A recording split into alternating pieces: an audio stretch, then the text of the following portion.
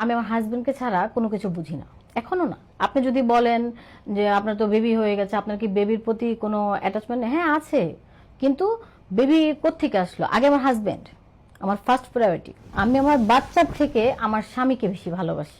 আমার হাজবেন্ডের প্রতি আমার অনেক বেশি টান, যেটা আমার দুনিয়ার কারো প্রতি নেই।